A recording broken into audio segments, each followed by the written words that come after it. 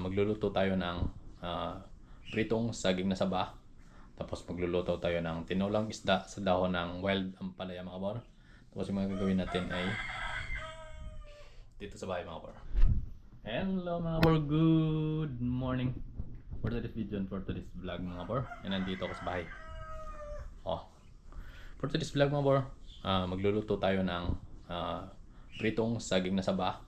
Tapos magluluto tayo ng tinolang isda sa dahon ng wild ampalaya mga kabor. Tapos yung mga gagawin natin ay dito sa bahay mga kabor. Nandito ako ngayon kasi day off ko mga kabor.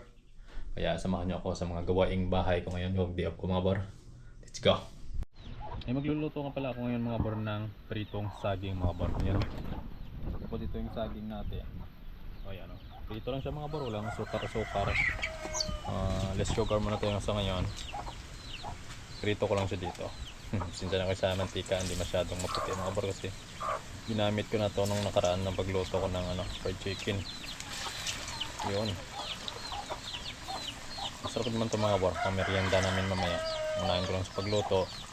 Tapos magluluto rin ako ng aming ulam pang tanghalian mga kabor. Yung tinolang isda sa dahon ng wild ampalaya mga kabor. Yun o. Ganda nito. Masarap to mga kabor.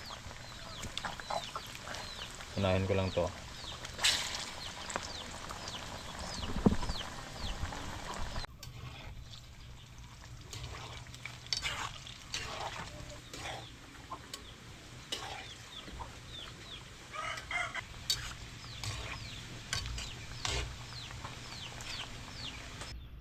Ito na to mga kabor. Pwede na. Namumula-mula na siya.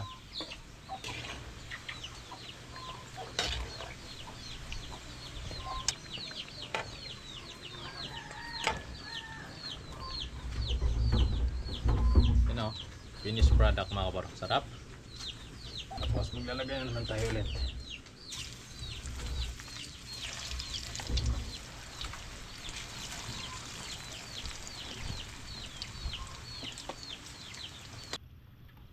Yan na mga kabor. Subukan natin kung masarap itong ating niluto. Alright. Alright ha. Pero masarap.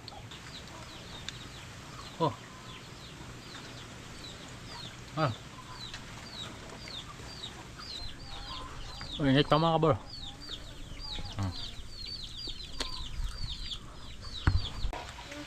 Luto na lahat mga kabor. Susunod na natin yung ating isda.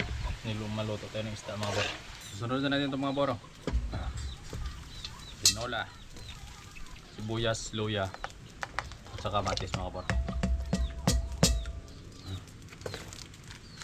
Asin at ang pangpalasa, asin. Kaya natin mga kabor. So ito pala yung isda natin gagamitin. Tapos ito dahon ng mga kabor, ng ampalayang ligaw. Yan o.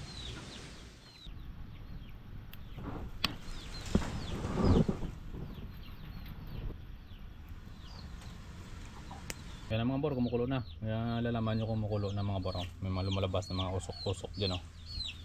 Yan o, tingnan natin. Ayun, kumukulo na mga kabor. Lagyan mo natin ito mga kabor. 4 na hiwa, 4 na piraso. Isang isda. Slice ko siya sa 4 mga kabor. Pero kumukulo na naman siya yung ating ulam. Tikman muna natin mga kabor kung masarap.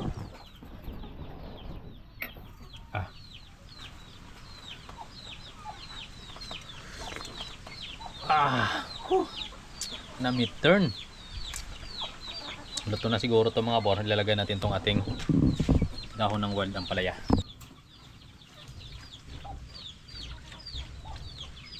Ilalagay natin mga kabor. Kinuha ko lang tong wild ampalaya mga kabor dyan sa paligid namin, dyan sa palibot ng bahay. Takpan.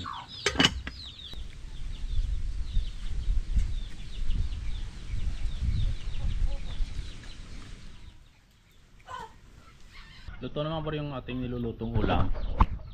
Parang hindi maganda. Yan o, kinuha ko na siya dun mga kabor. Yan ang dinala ko na dito sa loob ng bahay. Yan na siya. Kita ko din yung mga bro. Yan na siya. Yun. Masarap to, masarap. Maya-maya konti, kakain na kami mga bar. Alright?